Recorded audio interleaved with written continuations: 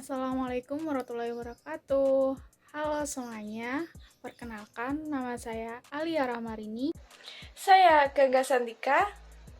Dan saya Tiawayuna Fitri. Pada kesempatan kali ini kita akan belajar terkait materi keseimbangan pasar. Yang akan kita bahas kali ini yaitu pengertian dan faktor yang mempengaruhi permintaan dan penawaran, Fungsi permintaan dan penawaran, kurva dan hukum permintaan dan penawaran, serta proses terbentuknya harga keseimbangan. Apakah kamu pernah berpikir bagaimana sih terbentuknya harga di pasar? Untuk mengetahui jawaban dari proses terbentuknya harga di pasar, yuk simak dulu penjelasan dari kami sampai selesai. Kalian pasti pernah ke pasar kan? Nah, ketika kalian berada di pasar, apa sih yang kalian lihat? Nah, pasti kalian melihat ada penjual, ada pembeli, dan interaksi antar keduanya.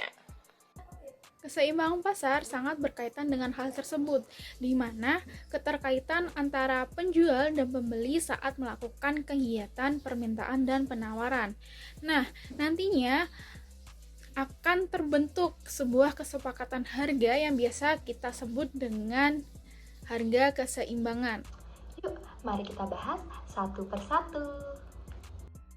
Materi pertama yang akan kita bahas adalah permintaan. Kalian tahu nggak sih permintaan itu apa? Jadi, permintaan itu adalah keinginan yang disertai oleh kemampuan untuk membeli barang dan jasa pada tingkat harga dan waktu tertentu. Baik, selanjutnya ada faktor-faktor yang mempengaruhi permintaan. Nah, faktor pertama ada harga. Konsumen pasti akan melihat harga sebelum membeli suatu barang. Kemudian faktor yang kedua ada tingkat pendapatan konsumen. Pendapatan konsumen sangat mempengaruhi permintaan suatu barang maupun jasa. Kemudian jumlah dan karakteristik penduduk. Jumlah konsumen akan mempengaruhi kuantitas total barang dan jasa yang akan dikonsumsi. Faktor selanjutnya yaitu promosi. Produsen akan mengenalkan produknya kepada konsumen dan akhirnya membeli barang yang dipromosikan. Nah, ini contohnya terdapat diskon pada suatu barang yang dijual. Kemudian faktor yang selanjutnya ada barang substitusi. Barang substitusi itu adalah barang pengganti, di mana peningkatan harga satu barang akan mengakibatkan peningkatan permintaan barang lain yang menjadi substitusinya. Kemudian faktor selanjutnya ada barang komplementer. Nah, barang komplementer ini adalah barang pelengkap, di mana jika ada salah satu barang mengalami peningkatan permintaan, maka barang yang lainnya akan mengikuti. Nah, ini contohnya seperti teh dengan gula. Nah, apabila salah satu mengalami peningkatan permintaan, maka barang yang lainnya akan mengikuti. Kemudian, faktor yang selanjutnya ada selera konsumen. Nah, setiap orang pasti memiliki selera yang berbeda-beda. Nah, ini akan mempengaruhi permintaan suatu barang maupun jasa. Selanjutnya ada ekspektasi masa depan. Nah, ini adalah perkiraan perubahan harga di masa depan berdampak pada jumlah permintaan barang. Selanjutnya ada 3 macam barang di mana kurva permintaan menurun tidak berlaku. Yang pertama ada barang given, yang kedua ada barang spekulasi, dan yang ketiga ada barang prestisi. Selanjutnya ada jenis-jenis permintaan. Nah, di sini terbagi menjadi 3. Yang pertama ada permintaan berdasarkan daya beli. Nah, permintaan berdasarkan daya beli ini terbagi lagi menjadi 3. Yang pertama ada permintaan absolut, yaitu permintaan terhadap barang atau jasa tanpa disertai daya beli dan kemampuan beli, tapi lebih ke angan-angan. Kemudian yang kedua ada permintaan potensial, yaitu permintaan terhadap barang dan jasa yang didukung daya beli dan kemampuan membeli, tapi belum melakukan pembelian. Selanjutnya yang ketiga ada permintaan efektif, yaitu permintaan terhadap barang atau jasa yang didukung daya beli, kemampuan membeli, dan telah melakukan pembelian. Kemudian jenis permintaan yang kedua ada permintaan berdasarkan jumlah konsumen. Nah, di sini terbagi lagi menjadi dua. Yang pertama ada permintaan individual, yaitu permintaan yang dilakukan oleh individu terhadap barang atau jasa. Kemudian yang kedua ada permintaan pasar atau kolektif, yaitu permintaan kelompok terhadap barang maupun jasa. Dan yang terakhir ada jenis permintaan yang ketiga, yaitu permintaan berdasarkan asal permintaan. Nah, di sini juga terbagi menjadi 4, yaitu ada permintaan masyarakat, yang kedua ada permintaan produsen, dan yang ketiga permintaan pemerintah, dan yang terakhir ada permintaan luar negeri. Selanjutnya ada hukum permintaan. Nah, hukum ini berbunyi jika harga suatu barang dan jasa meningkat, maka kuantitas yang diminta akan menurun.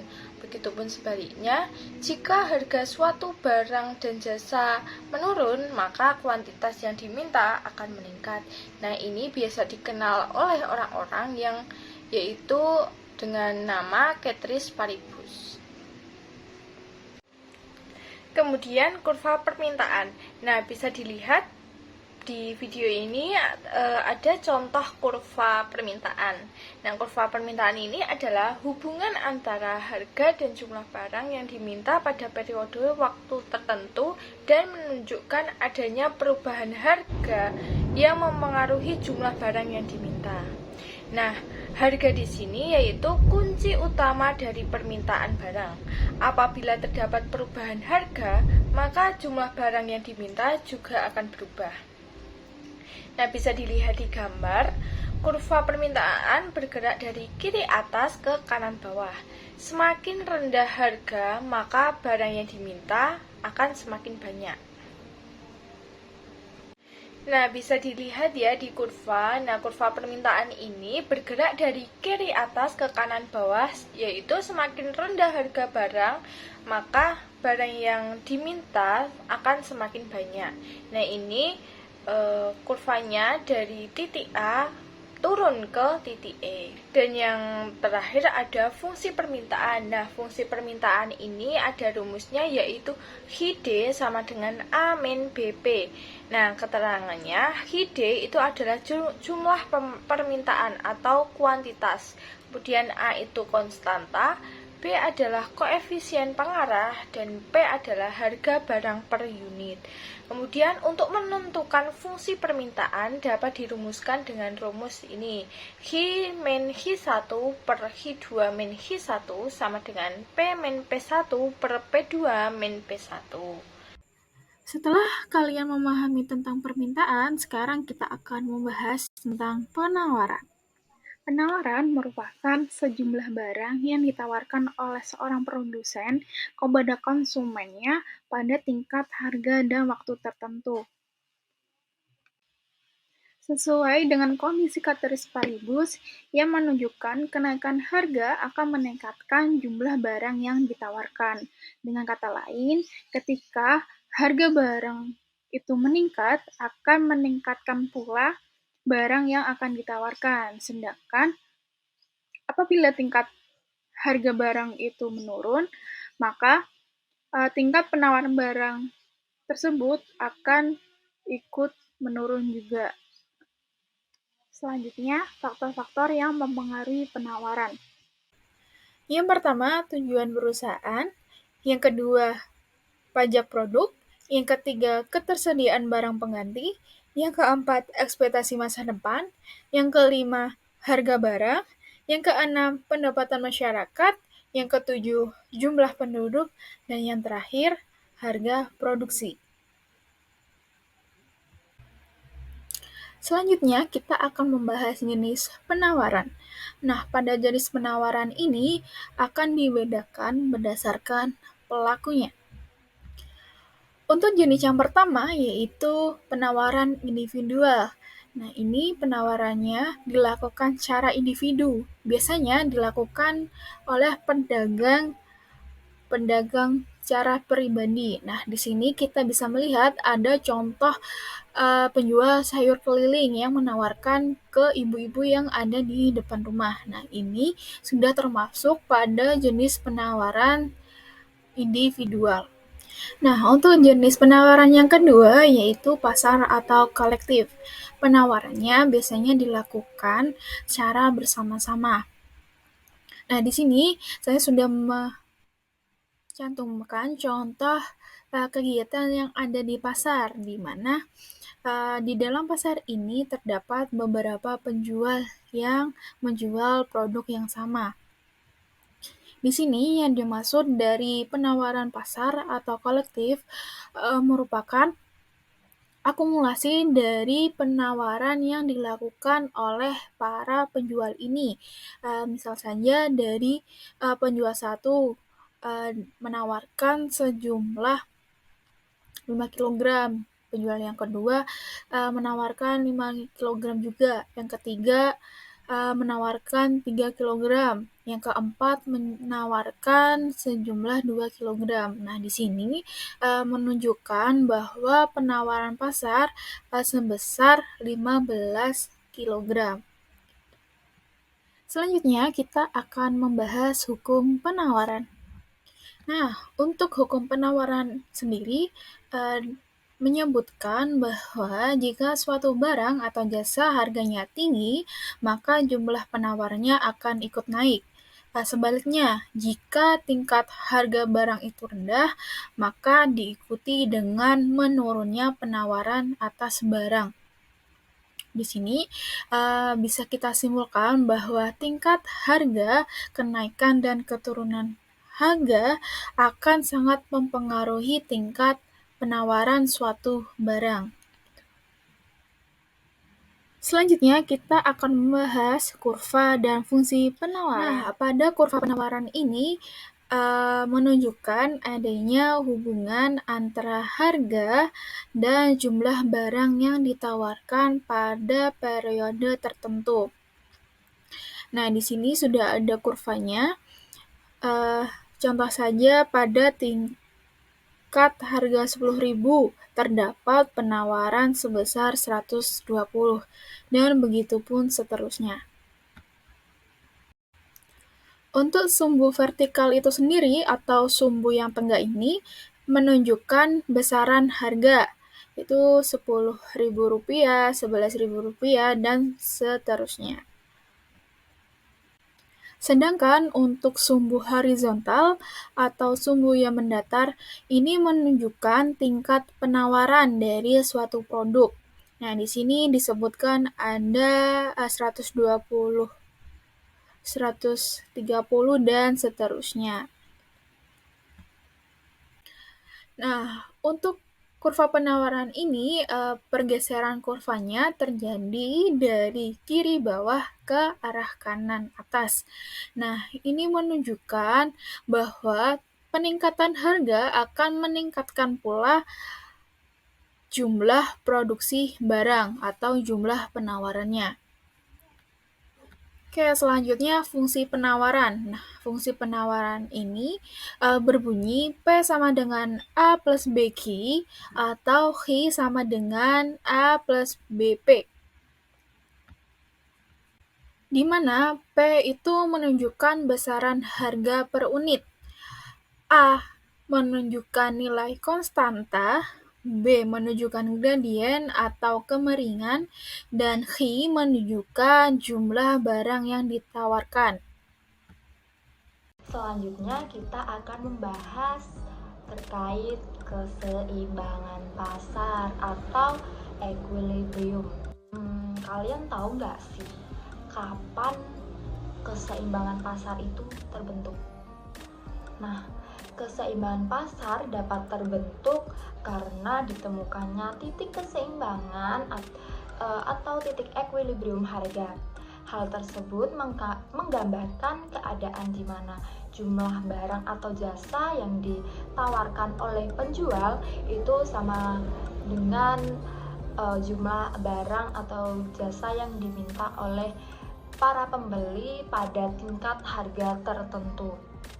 Jadi, pembeli dan penjual saling melakukan tawar-menawar untuk mempertemukan permintaan dan penawarannya sehingga terbentuklah harga keseimbangan pasar.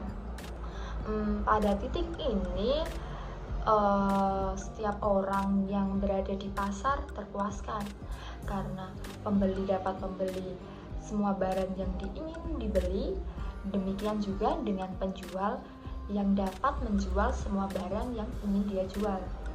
Nah, terus gimana sih cara menentukan keseimbangan pasar? Nah, jadi keseimbangan pasar itu dapat ditentukan dengan 3 cara. Yang pertama yaitu dengan angka.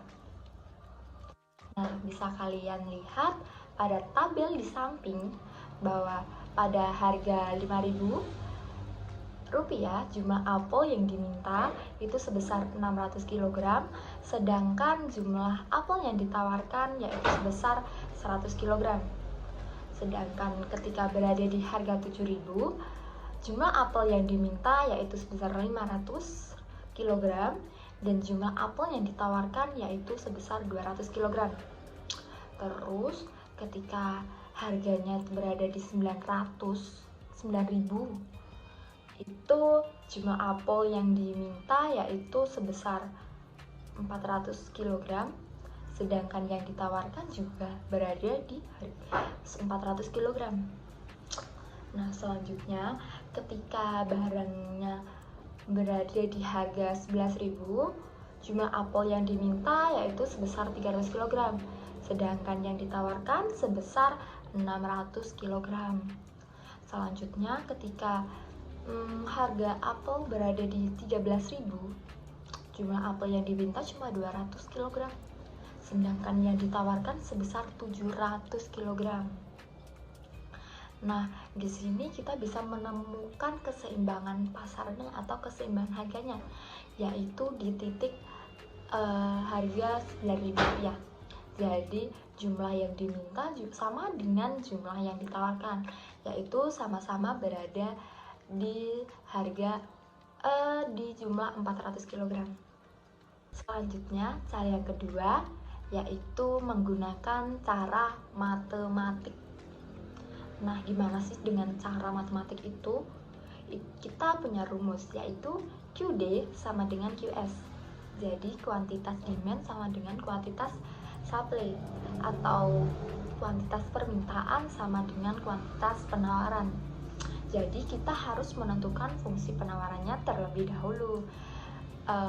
Caranya seperti yang sudah kita pelajari tadi. Jadi kita harus mencari fungsi penawaran terlebih dahulu dan juga fungsi permintaan terlebih dahulu untuk menentukan keseimbangan pasar dengan cara matematik.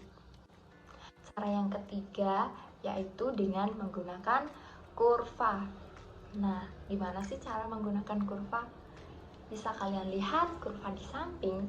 Nah, pada ini kita bisa melihat sumbu yang berpotongan. Nah, di sumbu yang berpotongan itulah yang dinamakan oleh titik keseimbangannya atau equilibriumnya. Jadi ketika sumbu penawaran berpotongan dengan sumbu permintaan, nah itulah yang dinamakan dengan titik equilibrium atau keseimbangan. Jadi pada titik itu di harga Rp9.000, jumlah barang yang diminta dan ataupun yang ditawarkan itu sama-sama di jumlah 400 kg. Jadi itulah yang dinamakan dengan titik keseimbangannya. Dengan kurva kita juga bisa melihat ketika misalnya di harga Rp13.000 tuh jumlah barang yang diminta sebesar 200, sedangkan yang ditawarkan itu sebesar 600. Kita juga bisa melihat hal tersebut dengan menggunakan kurva. Jadi menurut kalian lebih enak yang mana dengan 3 cara tersebut? Yang pertama dengan menggunakan angka, yang kedua menggunakan cara matematik, dan yang ketiga yaitu dengan menggunakan kurva tadi. Gimana menurut kalian? Oke, sekarang kalian udah paham kan mengenai bagaimana harga di pasar terbentuk? Sekian pemaparan materi keseimbangan pasar dari kami. Semoga adanya video ini dapat bermanfaat bagi kita semua. Sampai jumpa di lain kesempatan. Wassalamualaikum warahmatullahi wabarakatuh.